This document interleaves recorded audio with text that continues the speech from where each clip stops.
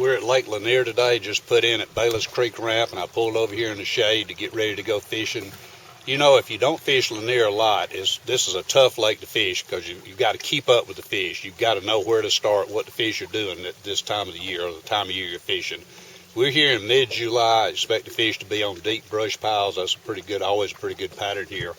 But fortunately, for years, I've been doing the Map of the Month articles for Georgia lakes, and so many people have asked about them that I put them into ebook format so people can use them to help them have an idea where to get started. Now, although we're here in mid-July, I'm looking at the September article because Jimmy Hartman did that article, and he put some good deep brush piles on there, and you see each chapter for each month of the year has a map, and on the phone you can zoom in on it in the ebook format. And in the chapter it tells you the area of the lake he's going to fish and what baits to use, how deep to fish, what he expects the fish to be using, what colors of worms or colors of crankbaits or whatever to use. And it also tells you what area of the lake to go to. So I've also brought a map along.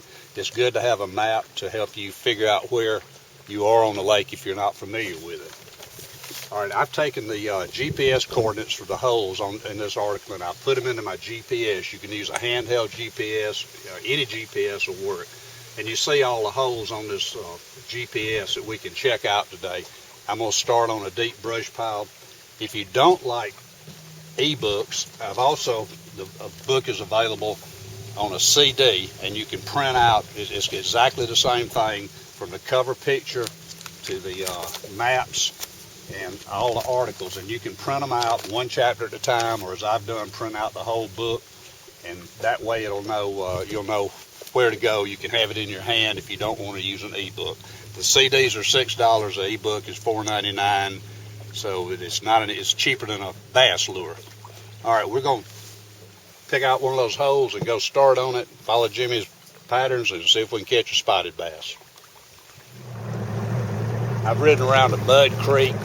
There's several good places in here. We're on hole number 8 in Jimmy Harmon's October Map of the Month article. Although it's July, this place is good year-round. Coming up on the waypoint now, you see the brush pile on the GPS. It looks like a school of shad right on top of it, maybe some fish around it. I've thrown out a marker just to help me stay lined up on it. But if you don't find a brush pile right on the waypoint, you're going to find one nearby. There are actually several on this ridge. So we're going to stop and see if we can catch one of those fish. Just a little bitty fish. Okay, almost as soon as I dropped this drop shot worm down there, I caught this little spot. It's not even a keeper, but it just shows that there are fish down there, just like the depth finder showed. You see, I rigged this up exactly like Jimmy said to do. I used a color worm he suggested, the drop shot weight, the line test. All this is in the book. It gives you very specific instructions, exactly what you should do. This obviously isn't the fish I'm looking for, but hopefully we'll find something bigger. I've been on this hole number 8 for a few minutes. I've caught my second fish now. I haven't seen it yet, or I've hooked my second fish. I don't count it caught till I get it in.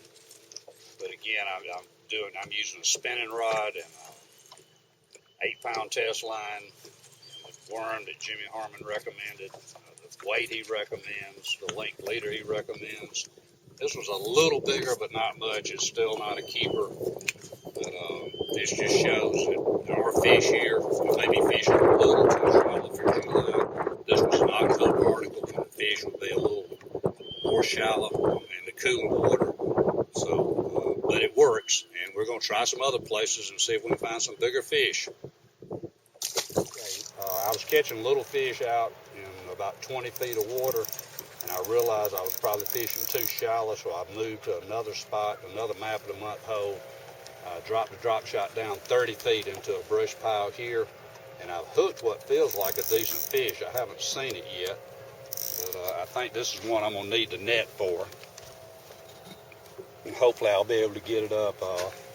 I'm not a drop shot expert by any means, but this shows that anybody can use these articles and catch fish.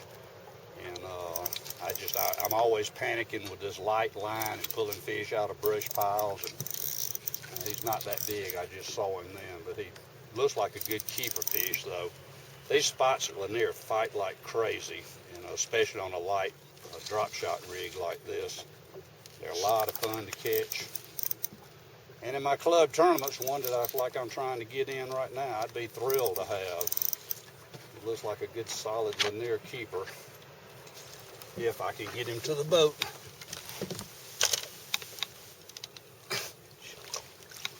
Yeah.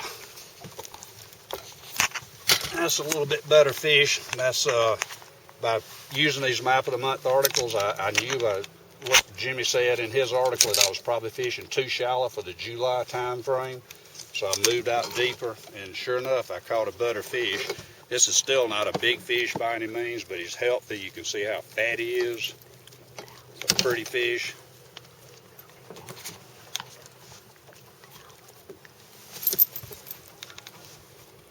Pretty Lanier spot. That is a keeper fish. And like I said, by moving out a little bit deeper, I was able to catch a better fish. Look how fat that belly is. He's been eating good. That's typical of these Lanier spots.